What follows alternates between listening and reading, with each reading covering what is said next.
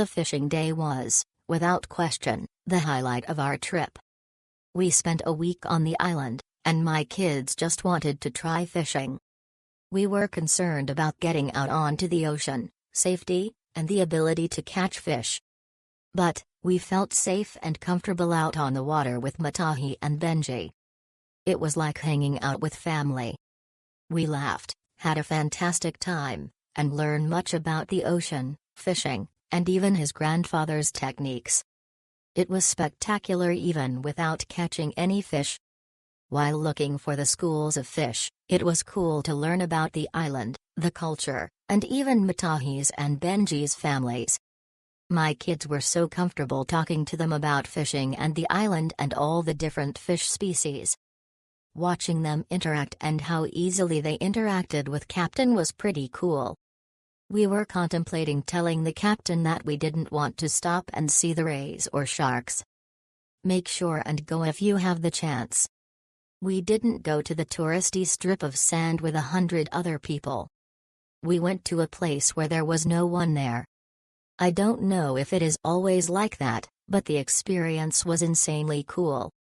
We had a great lunch of fish and local favorites. Loved it. Oh yeah, we all caught fish.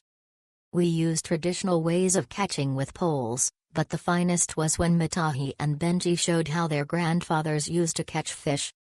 It was so fun to watch, and my kids all went to try. What a fun time they had fishing. To summarize, this was a trip of a lifetime. We spent a lot of money on this trip, and this fishing day was the one that sealed the deal on this whole experience. A once-a-lifetime chance for us. Every part was worth it. If we had never caught a fish, it was worth the price. We plan on going back, and this will be the one adventure we will redo. Don't miss this.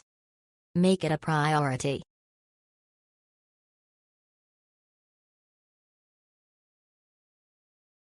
We booked a trip with Matahi for my wife and 2 teenage kids we were really excited about. I was in contact with him throughout the booking process and was thinking we were booking a trip to go out with him. When we showed up at the dock to meet Matahi, he wasn't there. He sent 2 of his buddies to take us out. The seas were a bit rough and fishing wasn't very good. That's totally fine. Some days are good and some days aren't. I understand that from being on both sides of guided trips in my life. We caught 2 small skipjacks, which is better than some trips I have been on. The difference in this trip is you always treat your own clients better than someone else will.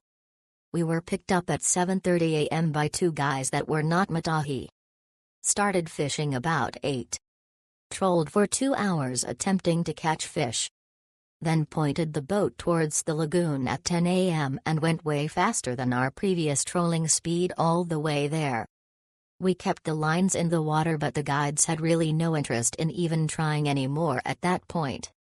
We pulled into the lagoon at 10:45, reeled the lines in, and we took a 40-minute boat ride back to the dock, trip over at 11:20.